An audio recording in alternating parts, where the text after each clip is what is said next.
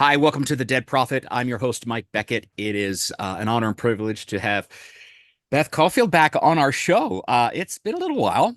Um, and last time we connected, we were talking about your book, we were just talking before the show here, and it's 2-year anniversary of People Throw Rocks at Things That Shine. We Mhm. spent a really good time talking about that, and really encouraged and actually kind of saddened at the leadership that exists within the United Methodist Church. Right. I have been following the United Methodist Conference. I know we're doing this taping toward the end of May, and I'm hoping to, in the next couple weeks, take some time and do not a short, but like a modified video on my perspective of them degendering God, and everything's open to everybody and you can be what you want and God still loves you and you can practice your sin. And so I saw the clips from it, and I think the most fascinating thing, disturbing thing actually as a worship leader, was when they did like this 20-minute get on a love train and did this like line thing through their conference. So I was like, wow, we have really encamped, Satan has really encamped in the United Methodist Church, and I am so glad that there are those who have left and have become part of the Global Methodist Church, going back to that holiness and Wesleyan ideals, and really the accountability that is needed for leadership in Christendom that just doesn't seem to exist much in any denomination anymore. So I know a lot has happened. Kind of give us a little journey about that. I know you've gotten licensed with Global Methodist Church. I saw that just not too long ago. In fact, it was not too far from me. Uh, Yep, ordained. Yep. yep, yep, and ordained, yeah, or ordained license. I always get those mixed up. And that must feel great. Feels like finally there's probably some stability now as we move forward in our faith in Christianity, especially with the Methodist and Global Methodist and kind of all of that separation that was going on. I'm sure it probably feels like a deep breath, and you can finally move forward to the calling that God's called you to do. Sure. Yeah. Yeah. First, thank you, Mike, for having me back on the show. It's always good talking to you, and knowing that you've got an audience out there that has such passion for seeing the word get out Yeah. to people, and to stay focused on good ministry and developing disciples. And, the last time we talked was, not long I guess, after the Global Methodist Church was formed, after my book, which came out to shed light on both some of the disorder within the United Methodist Church and the toxic environment that was there, but also to offer possible solutions and ways that whether it be the United Methodist Church or the new Global Methodist Church could avoid such pitfalls. And it's been great to see since that time, both actually, although there's a lot of things that we're saddened about that are in the United Methodist Church, they have made some positive changes that I like to think that the book helped make some consideration to. For example, they have here in Greater New Jersey just required and mandated things that should have been there all along, that clergy and church leaders go through financial ethics training, sexual ethics training, as well as just some other general ethics trainings, which were all things that I was a proponent for in the book. And also seeing that, the Global Methodist Church, as we move forward, gosh, you talked about, the excitement of me going through ordination back in early April with them, and just being at an annual conference that was spirit filled. And people were excited to be there, and there were great things happening. And just that division and was no longer part of the experience, and we were actually focused on the ministry piece. So yeah, I'm thrilled to have that going on in my life and to be past that chapter with the United Methodist Church. You know, somebody was contacting me today. I guess the United Methodist Church had their annual conference this week, I guess Sunday through Tuesday. And folks were asking me, you know, what do I think? What do I think? And honestly, I'm not watching it. I haven't paid any. I'm very busy with the ministry that God has called me to now, and so it's, you know, I encourage others to just, you know, if there are those who are called to still fight for Orthodox values within the United Methodist Church and feel that they're there now, but I really have been moved on and moved on to not only a new denomination, but a new kind of pulpit and ministry. Right. You know, it's interesting. I always enjoyed writing and fiction writing, and in particularly the idea of writing movies when I was younger, when I was in college and just out of college. And dabbled a little of that on the side, you know, after work. But it was never something that took root or blossomed, and life went on. After I left the United Methodist Church, and we were working through the Global Methodist Church, and I put out the book as part of a rest to me, God put on my heart, you know, do some fun writing. And I went back and I picked up screenwriting again. Yeah. And God called me, you know, it was interesting. I did it just for something to enjoy, you know, with maybe a little, well, maybe someday this will pick up and maybe I can sell this or something like that. But really without a lot of pressure or anything on me. And God blessed it. And, you know, it was interesting. I mean, I'll share with you, I'll give you more details that I'm sure will come out in the press in other ways, but I'll just go ahead and tell you. So I started out writing a story based on my own experience. The movie is called Conceivable. So yes, we know I've written a movie and it is coming out this year. So I'll give you that part, but I'll give you the background of it. As I started crafting it, I wanted to hone my screenwriting skills, which is very much so a very different art than you know, novel writing or the nonfiction book I had just put out or writing a sermon. And I went back to my alma mater in Philly, University of Pennsylvania, and I took an advanced screenwriting course. And I went into the class, and you know, God is all over things and has a sense of humor. The professor turned out to be a classmate of mine from a long time ago with a lot of connections. Yeah. Yeah. And you know, the movie is not politically focused. Let me say that before I get into it. It is not politically focused at all. However, it has a lot of potential to attract a lot of political interest because it is about an unplanned pregnancy to a 45-year-old minister, right? And it's based on true story. It's based on my true story.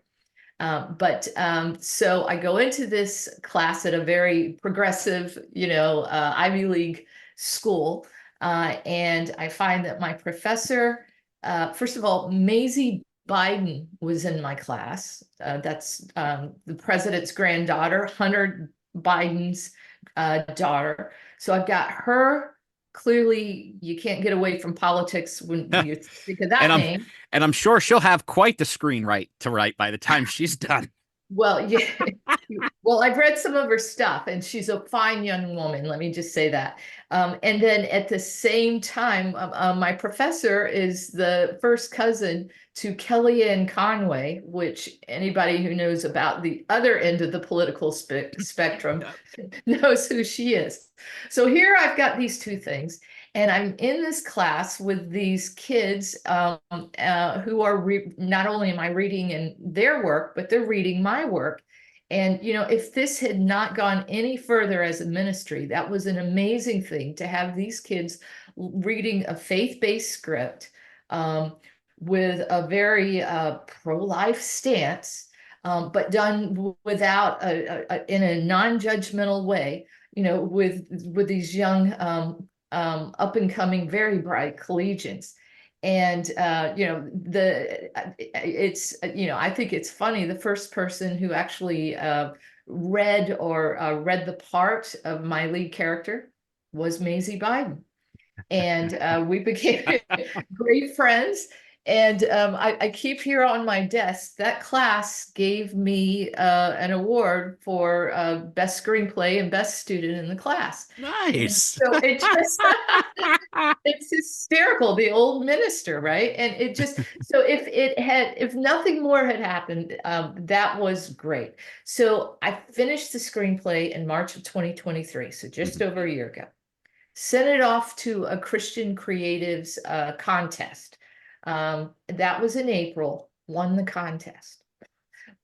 Flew out to Michigan, Grand Rapids, Michigan, to pick up the award, and met a Christian film producer, Jason Campbell, there, and also Dean Cain was there. He was actually working on a movie with Jason. Jason asked me to see the script, and I came on back home, but within 6 hours of me emailing it to him, he got to me and said, I want to make this movie. And I was like, that's great, but I have other thoughts, and I'm going to see about other people. And I had already had plans to take it and pitch it to some Christian producers down in Orlando, Florida in May of last year, 1 year ago, at something called the International Christian Film Festival, and went to that. And Jason continued to pursue me, though, and said, I'm also going to be filming a movie down in Florida, over in Tampa. Go to your film festival, but then come over and I want you to meet a couple of actors who I think would be great in your film. So long story short, I recognized that God was in this. And Jason and I formed a partnership, began work on the movie, and began filming September of last year in West Virginia and in Pittsburgh. And then we filmed in France in October, and then finished filming this past January in Florida.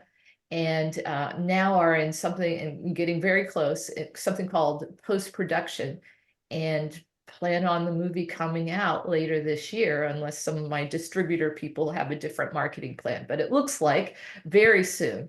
Nice. And so all I can say is, as I prayed about this in the beginning of putting it out there and signing on with Jason, a very clear scripture verse that had actually been prophesied over me years before came to mind, one that I hadn't thought about in a long time, and that's Isaiah 40, verse 9, which talks about, you who bring good news, go up to the highest mountain.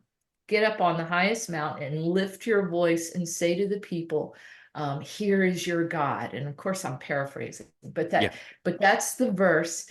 And what God began impressing upon me is, there is no higher mountain than the movie industry right now. Movie and TV. Culture is impacted by the big screen and the little screens more than anything else, especially today. And people decide what they believe, how to speak, how to dress, all what they like based on what they see there.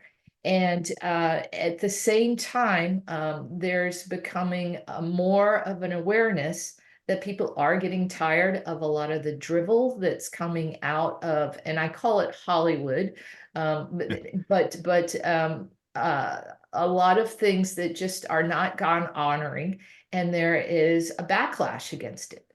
Um, and there are a number of things happening. One being that there is a recognition that faith-based movies can be made with quality, and there are becoming more quality players in it.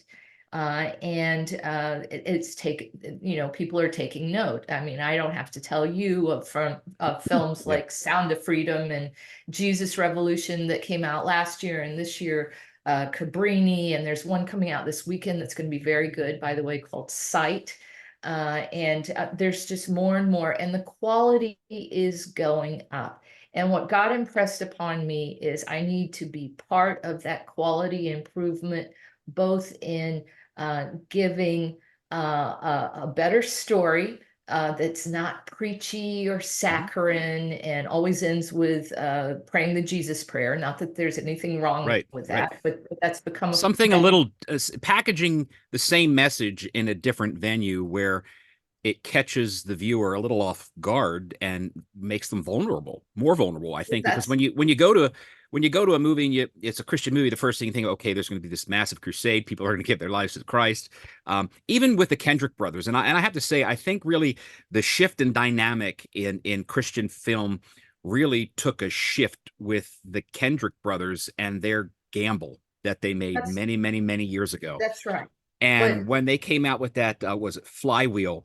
And they only had like a $10,000 budget, and then out of that has grown massive things, and many, like you said, many other movies. Cabrini's, was just released. We had Sound of Freedom, which actually I've been in contact with that main actor through email, and he's planning to come on my show at some point end of the summer and just mhm. kind of talk about his faith in the industry because it's important.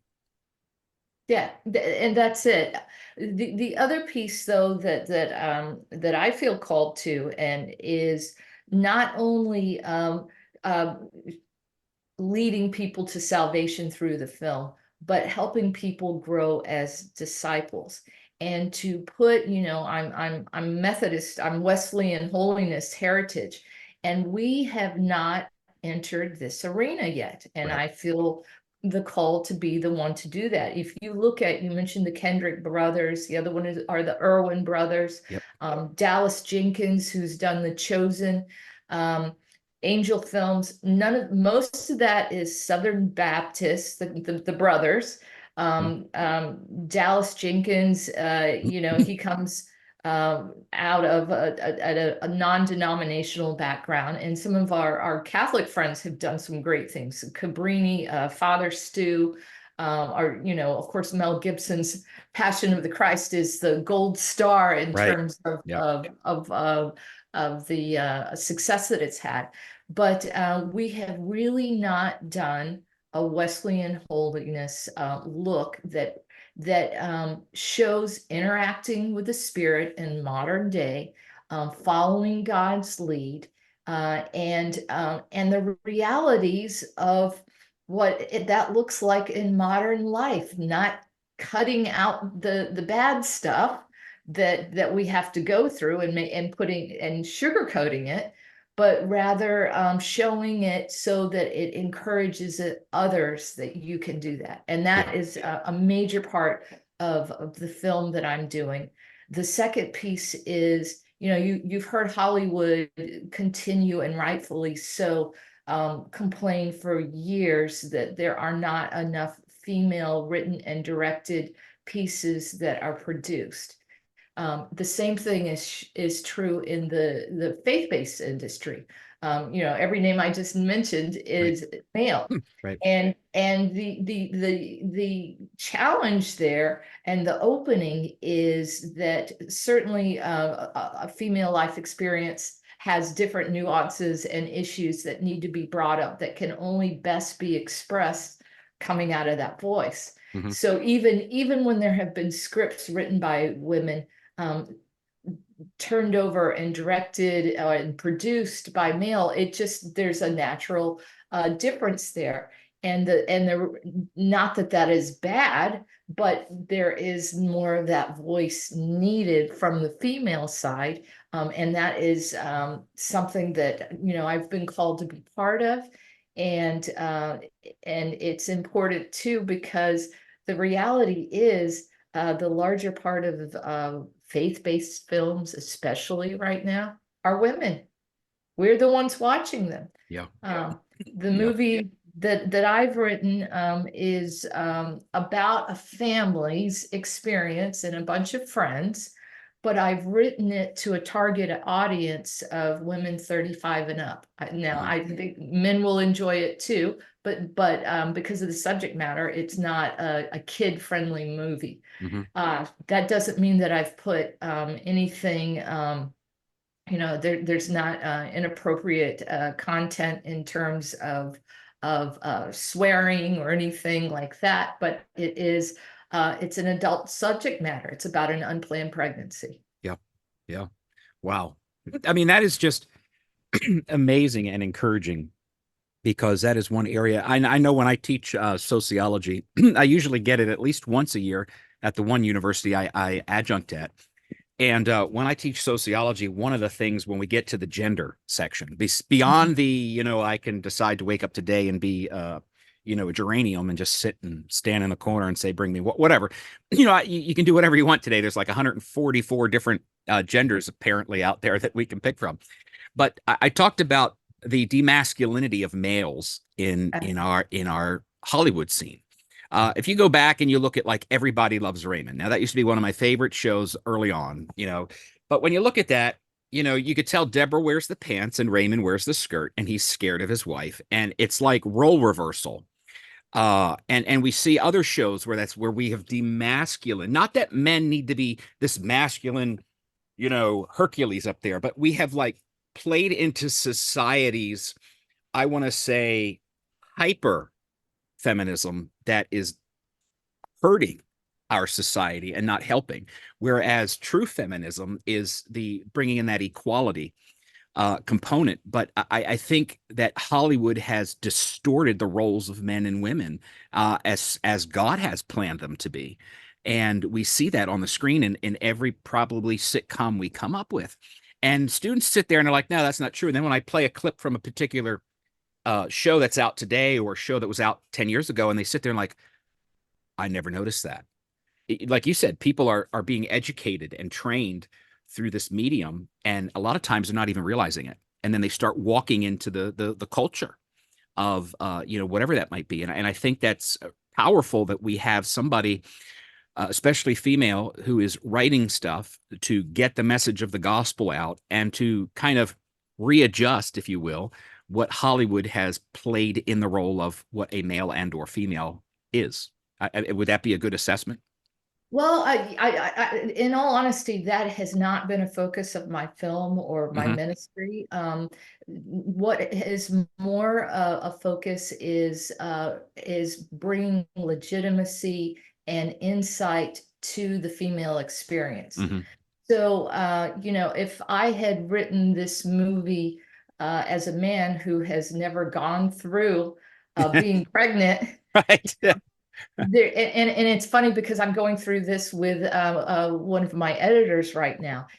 He doesn't recognize the significance of certain scenes as a Right. female does, right? Right. Hmm. So bringing that out, and then also bringing out, we still live in a society that does very much so subjugate women, even though there's this extreme and you're bringing up Hollywood, but it's happening Yeah. other places. This extreme um, um, pendulum swing or attempt to go far in another direction to Right. correct that. The reality is the woman's story does get suppressed, Right. and so I consider myself a feminist Right. just as well as, but it's a term that to me may mean very different Yes. things than it does to a more Right. radical. Yeah. That's like, and I've had this conversation. I'm a little side note here, but I've had this conversation with a number of my uh, theologically congruent friends. I like the word progressive when I talk about ministry, Yeah. right? progressive theology and what that means today is something different. But I'm not afraid of the word progressive, but I know many who just like the moment they hear it, but I'm Yeah. not talking theology. I'm Right. talking how you do ministry. Yeah. And so, and I'll turn that back into, I didn't tell you, so how does all this relate to my role in the Global Methodist Yeah. Church? Yeah. Right. So I am um, as I talked with people like Bishop Webb and our transitional leadership team council for the whole denomination right now, we're about to have our first global conference. That will, be the first one to set our doctrine and discipline. So everything right now is called transitional.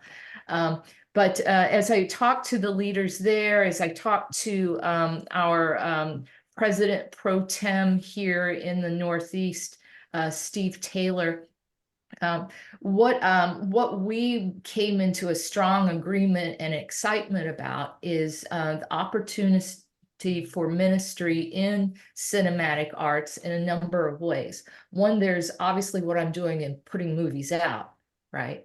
But there is also opportunity to encourage more churches to encompass films in their local church ministry, in terms of showing them in the congregation or planning trips out to the theater when some of these faith-based movies come out, to both support them and learn from them.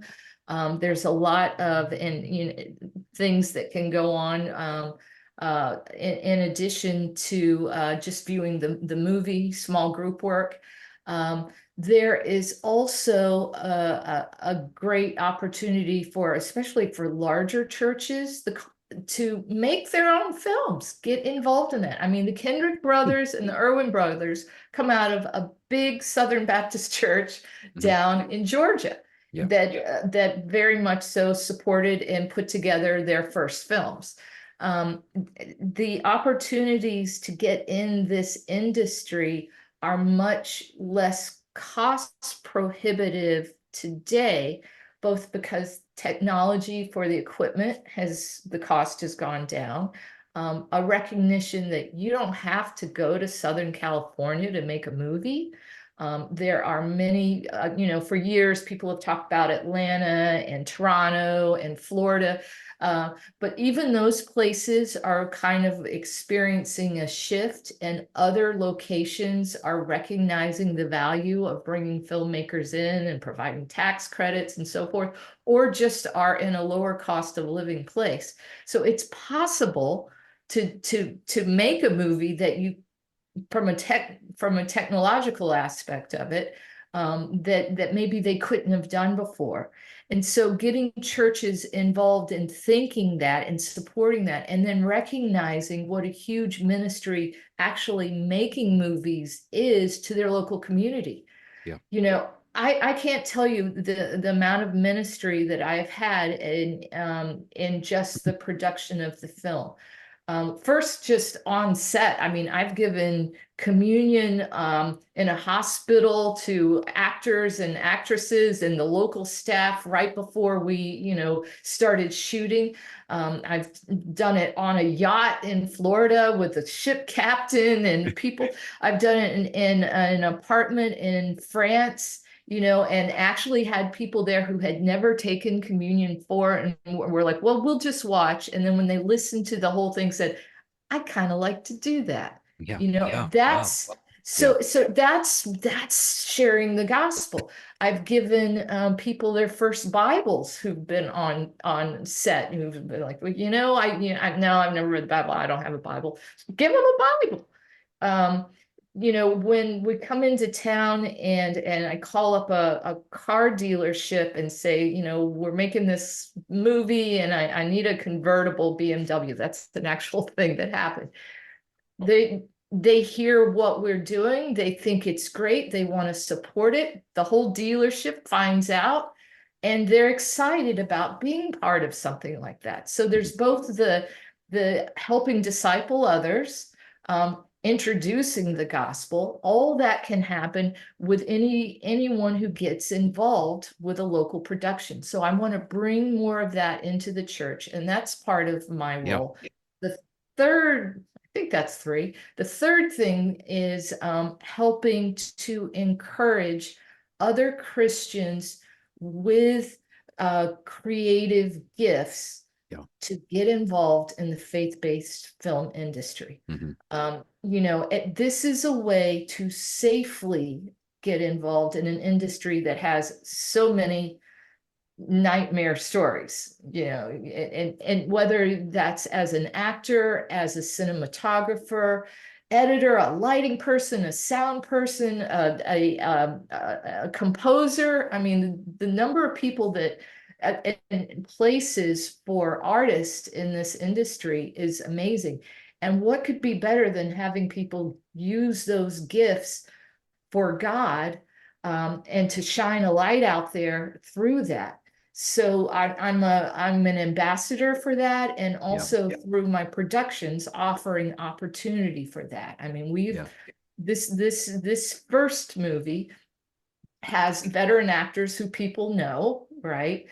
Who are Christian and so forth. But we also have some unknown new young people, as well as you referenced earlier, knowing of someone who's retired and gone back to acting.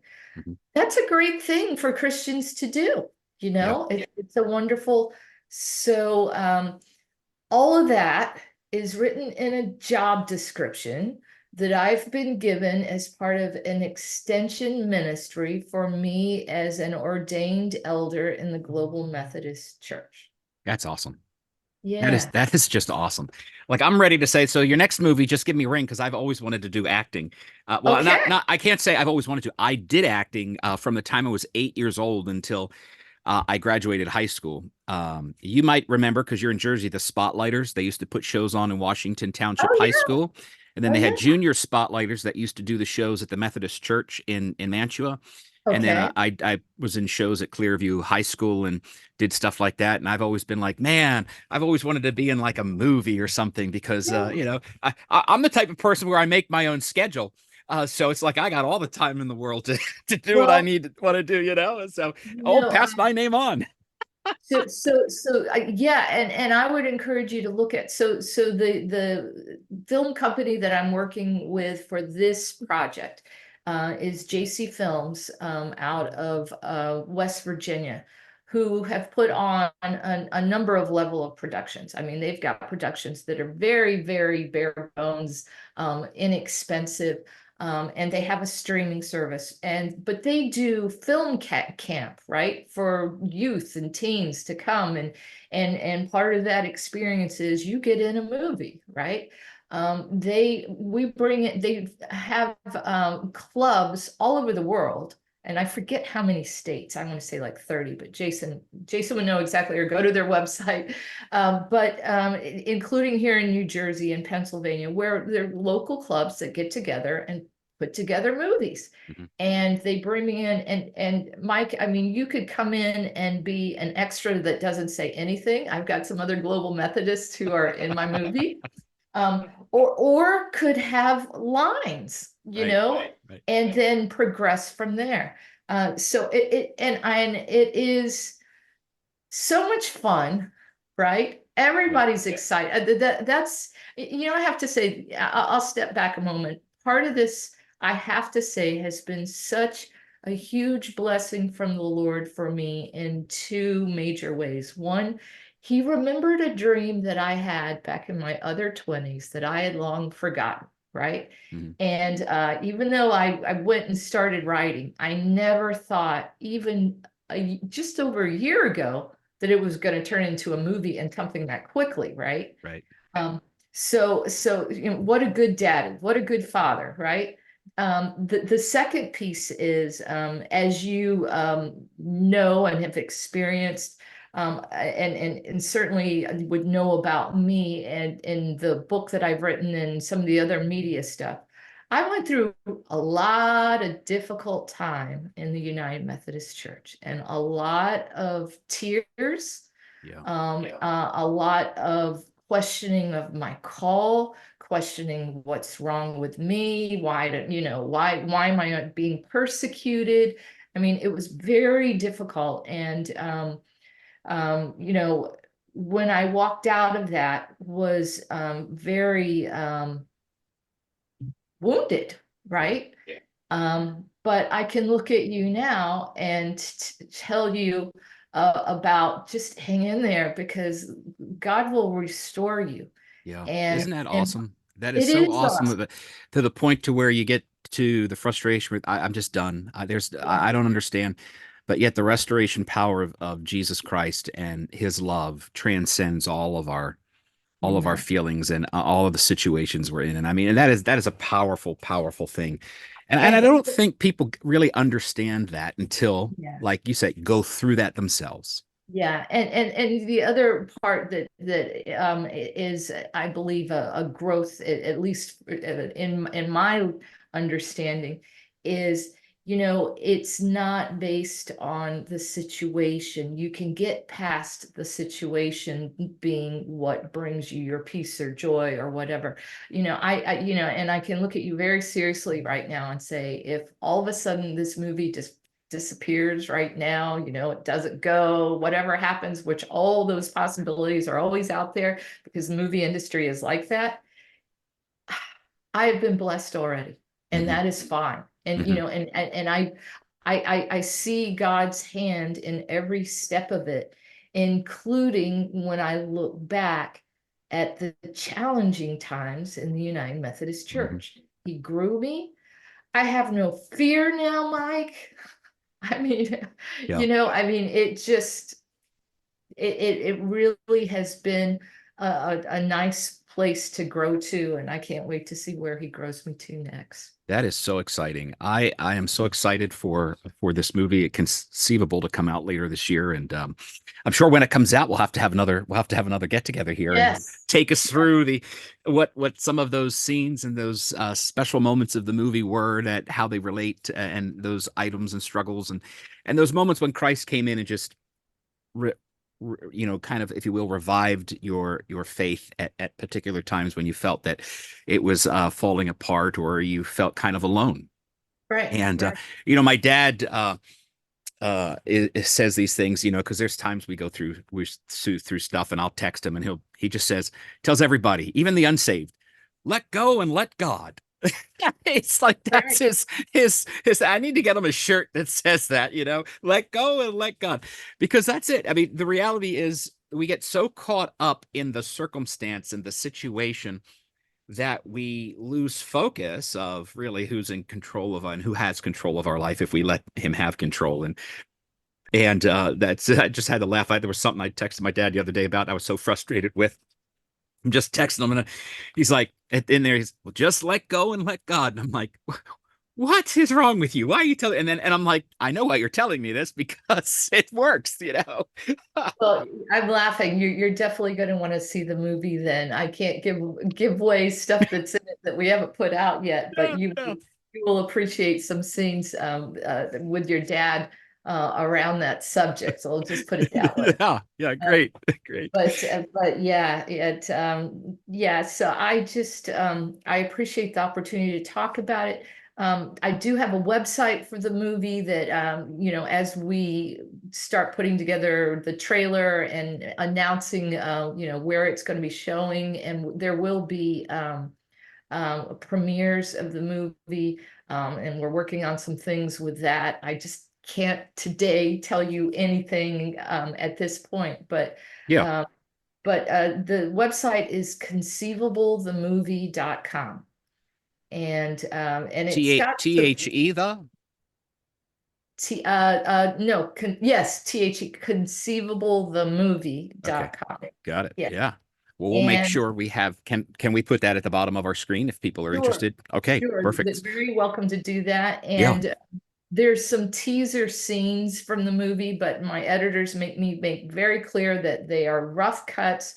They are not a trailer. They don't have the sound done. They don't have the coloring done or anything. But I put it out there for folks who are following and contributing to the film Hmm. to take a look at and understand the subject matter. Yeah. Um, Yeah, that is great. I'm so excited for you, Beth, and excited that we've been able to connect over this past year. And I'm looking forward to when the movie comes out and having you back on here. And Sounds good. so any closing thoughts that you would leave to our listeners today, considering what we've talked about, to encourage them in their walk as a disciple of Christ? What kind of closing words would you kind of say? I mean, two things that have been impressed upon me. I told you the life verse of get yourself up on the highest mountain. And I guess especially for those who are still struggling and maybe mourning what's going on in some of the more progressive denominations like the United Methodist Church. Um, if God has given you a focus on fighting that battle, so be it. But if not, don't let it distract you from your call and from the ministry. And also, recognize that God's path for you may be very conventional, or it may not be. I'm an example of extremely unconventional. I let that encourage you. Stay close to him, pray and fast, and he will make your path straight. And don't be afraid. Have courage to do the crazy thing. Yeah, yeah. I mean, this was a crazy thing. This whole dead prophet thing was a crazy thing. And in Yep. fact, sometimes my son and wife still tease me, that podcast. But it's people have been blessed. I hear comments, emails every now and then. I really enjoyed this episode. I really enjoyed this person on your show. It was encouraging to me. And that's why I'm doing it. I mean, it's a hobby. It's right now a fun hobby that I do enjoy.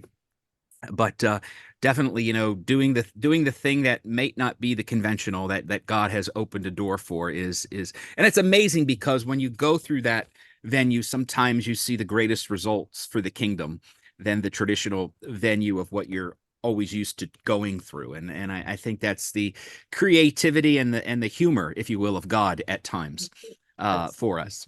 So, well, Beth, it was great to have you on the show today. We'll sounds definitely great. touch base once the movie gets out, and kind of break down some specific scenes that are really powerful in the movie, that really speak that truth once that movie comes out. But I'm your host, Mike Beckett, encouraging you to continue to live an authentic life as a disciple of Jesus Christ. We'll see you next time here on the show. Have a great day.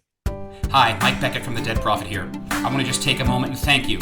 Thank you for your support and your continued faithfulness to watch our show over the past year as we've launched this ministry. In the upcoming months, we have some great topics, great shows, and great guests that will be joining us on our show. In fact, the next 4 months, we have totally booked for show tapings, and we should have a schedule ready to go for the next 6 months.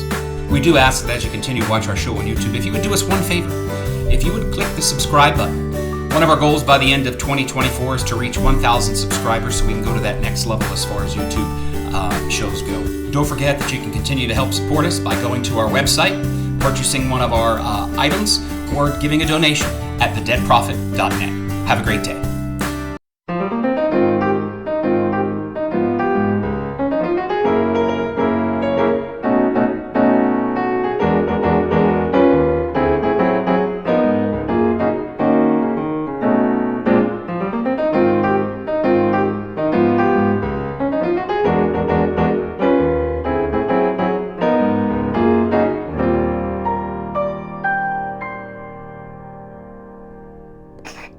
Oh, is it time?